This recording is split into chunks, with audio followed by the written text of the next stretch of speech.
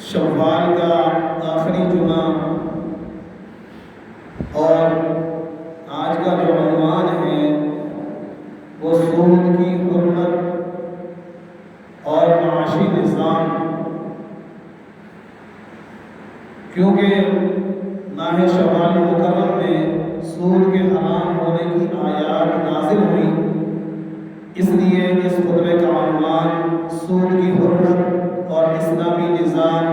خیر و برکت کا ہے۔ تو آخر میں اسلامی معاشی نظام کی خوبیاں و محاسن ذکر کیے جائیں گی تاکہ دونوں نظاموں کا تقابل سامنے آ جائے۔ اللہ رب العزت انسان کے خالق و مالک اور رب کریم ہے، اس کی شفقت اور رحم ماں سے بھی زیادہ ہے، اس لیے جس چیز کو اس نے حرام قرار دیا اس میں خیر ہو ہی نہیں سکتی۔ انسانوں کے لیے وہ تا قیامت شر ہی شر ہے، اور اس سے بچنے اور پرہیزگار کرنے میں ہی بہتری ہے۔ افسوس ہے کہ آج کے بعض نام و نہاد اور محقق اور مفکر مجتہد اللہ جل شانہ کی حرام کردہ چیزوں کو حلال کرنے کے لیے مختلف چور راستے تلاش کرتے ہیں اور دو راز کاردار کی بیلیں کرتے رہتے ہیں۔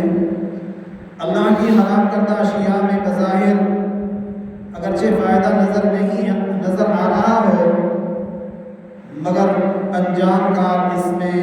نقصان اور خسارہ اور تباہی و بربادی ہے۔ جیسے سانپ بظاہر بڑا خوبصورت نظر آتا ہے، مگر ہاتھ لگانے سے پتہ چلتا ہے کہ کتنا فائدہ ہے۔ آج کے نام نہاد انگریزی یہودی ذہن سے مرعوب لوگوں کو یہ چاہیے کہ چند روزہ زندگی کی خاطر آخرت کی زندگی کو تباہ و برباد نہ کریں۔ ارشاد باری تعالیٰ ہے، الذین یأکلون الربا، جو لوگ سود خور ہیں وہ نہیں اٹھیں گے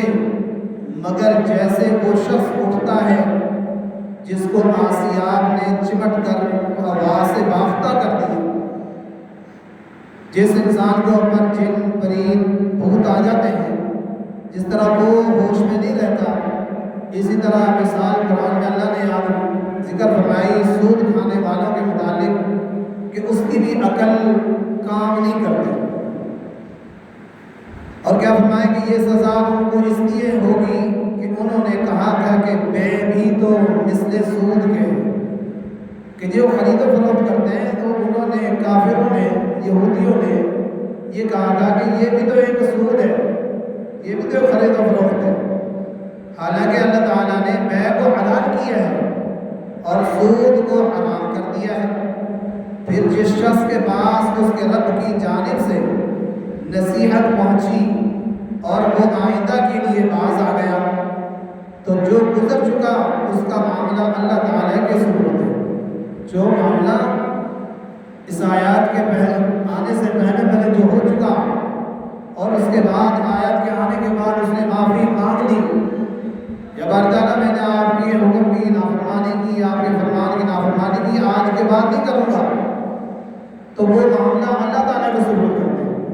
اور اس کے بعد سود نہ کھائے۔ اور فرمایا جو کوئی دوبارہ پھر وہی کرے تو ایسا ہی لوگ دوزخی ہیں، ایسے ہی لوگ دوزخ میں جانے والے ہیں، وہ اس آگ میں ہمیشہ رہیں گے۔ اللہ تعالیٰ سود کو مٹاتا ہے اور صدقات کو بڑھاتا ہے، صدقات کو بڑھاتا ہے،